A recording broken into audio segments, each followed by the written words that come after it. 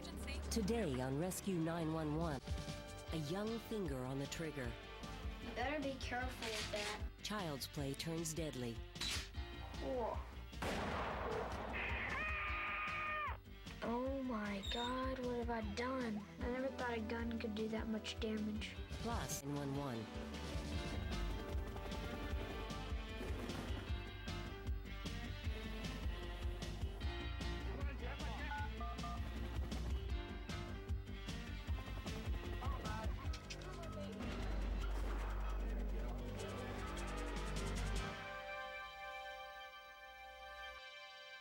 One bad choice can bring devastating harm, but sometimes it can also bring a strength which can never be taken away. We begin on September 8th, 1994 in Lubbock, Texas. When Melissa Poole went to pick up her husband from work, she left her two older kids, Stephen and Andrew, at home, trusting they would be safe for the short time she was gone.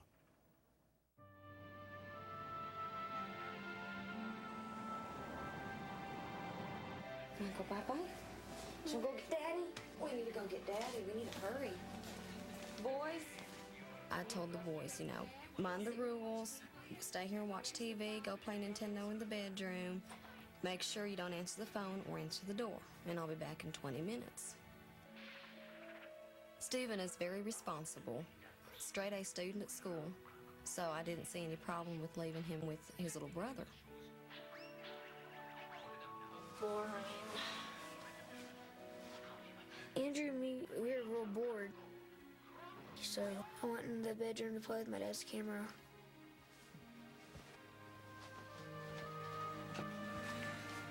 What are you doing? Looking for Dad's camera. Don't you want to take some pictures?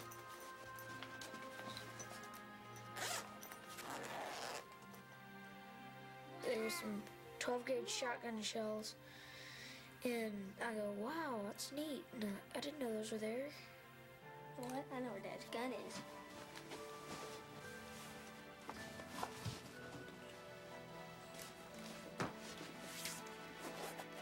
It was new to me. I've never played with it before, and I thought it was real neat, holding the real gun. I know how to load and unload a gun from TV. There's violent stuff on TV these days. You're not supposed to be playing with that. Yes, I can. I put a shell in, cocked it, and it flew out like it does in the movies. Cool. You better be careful with that. Andrew says, don't fiddle with the trigger, it might shoot. And I was like, no, it won't, it's on safety. Cool.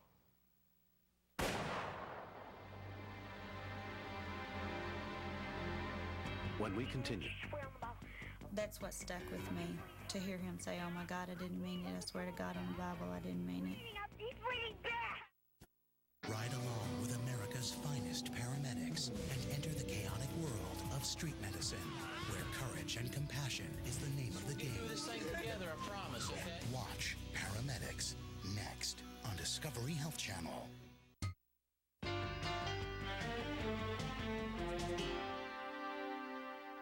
when 11-year-old Stephen Poole took his father's shotgun to play with, the weapon accidentally went off. No one else was home, except his 8-year-old brother, Andrew. What's your emergency? Oh, my brother's been shot. Okay, stay on the phone with me, okay? Stay on the phone. I haven't told my mom yet. I shot him in the arm on accident. Okay, listen to me. Oh, my God. Listen to me, okay? You have to settle down. He shot me. Settle down. Listen, I'm going to connect you with EMS and they can help you. Hang on.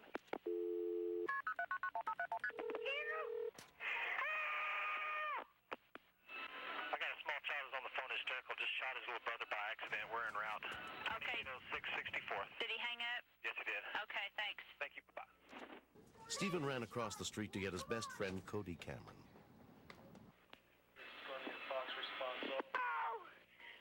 Calm down, okay? I'm right here.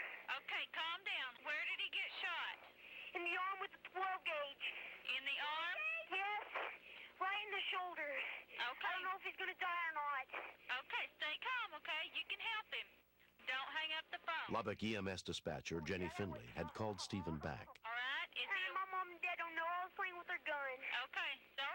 Okay. All right. Where are they at? I didn't mean to swear on the Bible. Okay. That's what stuck with me through the whole call, and it still sticks with me to hear him say, "Oh my God, I didn't mean it. I swear to God on the Bible, I didn't mean it." Stay calm and listen to me, okay? What's your name? Dad, we're he's dead. No, he's not. His neck is hurt. Oh my God. What is your name? Sorry. What's your name? My name's Stephen Poole.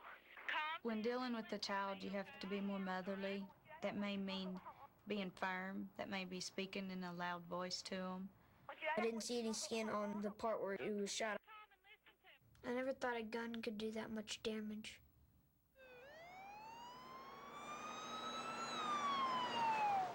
Have him sit down. Sitting down.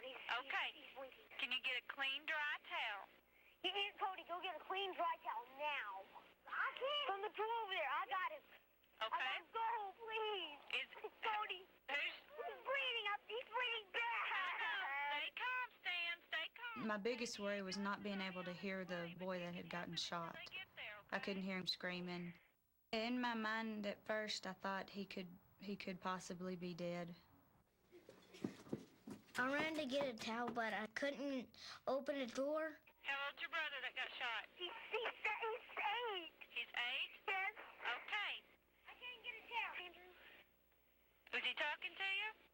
The ambulance? He's about to die. No, he's not. No, he's not. He's not about to die, okay? Gross. I know. Will you get the ambulance here now? I gotta hang up. No, don't hang up the phone. Hey, I'm giving this my best friend. Okay? Okay. Cody, here. I gotta get a towel. I was like, oh my God, what have I done? All right. You got it. You crying? I was thinking if I hadn't got the gun out in the first place, this wouldn't have ever happened. Don't press on it. I did this. I was responsible. First help got to the scene within 4 minutes, including paramedic Chris Teague. I was stunned at first. When I heard it was a shooting, I thought it was a domestic disturbance. I didn't expect to see a child laying there. He's on the arm with a 12 gauge. Where's the gun, sweetie? I'll show you. Okay, the ambulance is there? Yes. Okay, I'm going to let you off the line. Stay with me, Bo, okay? This child was very critical. He had a gunshot wound across his left side of his chest, his shoulder, and across his neck. You doing okay? The boy had lost a lot of blood. The towel was soaked. This child's injuries were so horrendous that only surgery was going to save this child.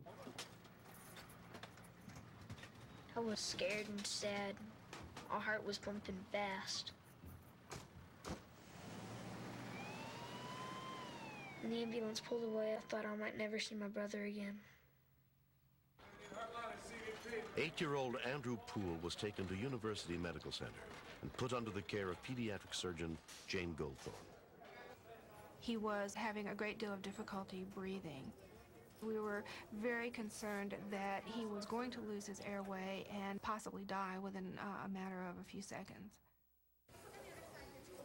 This was a rather startling injury. The chest wall was literally ripped open by the passage of the pellets. They pretty well told us that he might not make it. I was in complete, total shock. I was scared he was gonna die. I was scared I was gonna lose one of my babies. When they finally let us go into the intensive care unit to see Andrew, I think that's when everything hit me of what was going on, what he had been through. It's like, this is my little baby boy, you know. He's laying in this bed in bad shape. All I wanted to do is just trade places with him. If there's any way possible, I would have. Sorry. He looks terrible. You could talk to him, but he wouldn't answer. Mom said he was doing great, but it didn't look it. She said, don't cry in front of him. It might get his hopes down. I told him that I loved him and he was going to be all right.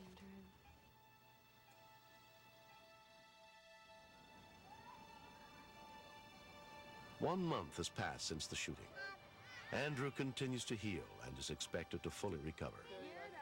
His father, Danny, is grateful. he was on the edge of death. They told us that Andrew was supposed to be in the hospital for 3 or 4 months, and he got out in 12 days. It's just amazing how he could bounce back from such a very serious injury. If I had one thing to say to everyone who helped Andrew through this, it would be thank you, because they gave me back my son. He's alive because of them. Steven feels sad about what happened to me, but I still forgive him because, I know it was an accident. I think it's important that kids don't play with guns. I don't even think it should be on TV anymore. The way my dad taught me was to keep my gun unloaded and out of sight and hidden. And the shells were to be kept somewhere else.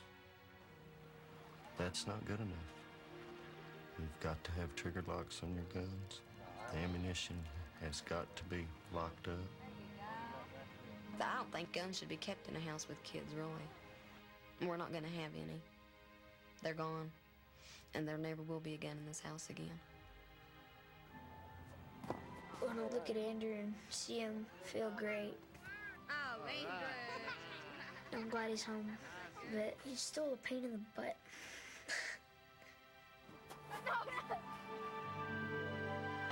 Next.